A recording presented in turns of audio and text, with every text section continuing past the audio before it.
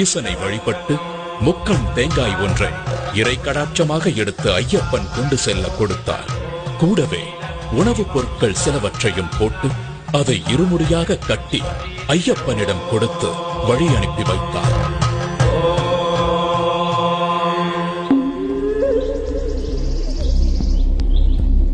இந்த ஹரிஹர சுதனான மணிகண்டனின் அவதாரம் நிகழ்ந்ததே ஒரு அசுர சம்ஹாரத்தை நடத்துவதற்காகத்தான். இப்படி ஒரு தெய்வ குழந்தையின் வரவுக்கு காரணம் அரக்கி மகிஷமுகி. மகிஷமுகி அரக்கர் குலத்தின் தலைவி. பார்வைக்கு மட்டுமல்ல, எண்ணத்திலும் உருவத்திலும் கொடூரமானவள். பார்ப்போரை அச்சமூட்டும் அரக்கத்தனத்தின் மொத்த உருவாக தோன்றினாள்.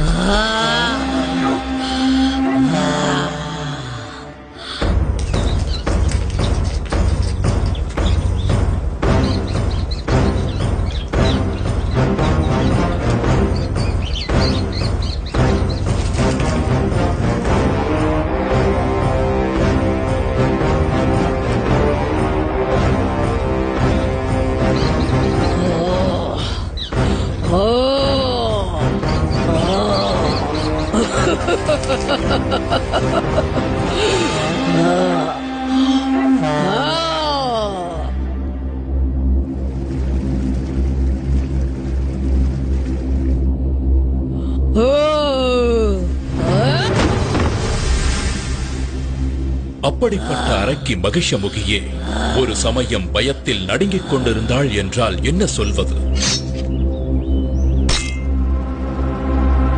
காரணம், அரக்க பிரதிநிதிகள் ஒவ்வொருவராக மாய்ந்தனர். அவ்வாறு வீழ்ந்தவர்களில் முக்கியமானவன் மகிஷியின் அண்ணன் மகிஷாசுரன். எனவே அதற்கு பழி தீர்க்க தன் பலத்தை பெருக்கிக் கொள்ள முடிவெடுத்தான். ஓம் பிரம்மதேவாய நமः. அண்ணனின் முடிவு தனக்கும் நேராமல் இருக்க பிரம்மதேவனை நோக்கி கடும் தவம் புரிந்தாள். அதற்காக தன்னை சுற்றி அக்னி வளர்த்து அனல் பறக்கும் நெருப்பின் நடுவிலிருந்து தவம் புரிந்தாள். அவளது நோக்கம் உறுதியாக இருந்தது. அழிவே இல்லாத தேவர்களைப் போலவே அரக்கர்களும் நெடுங்காலம் வாழ வேண்டும். அதன் பிறகு தேவர்கள் அனைவரும் அழிவதை பார்த்து ஆனந்தப்பட வேண்டும் என்று நினைத்தாள் மகிஷமுகி.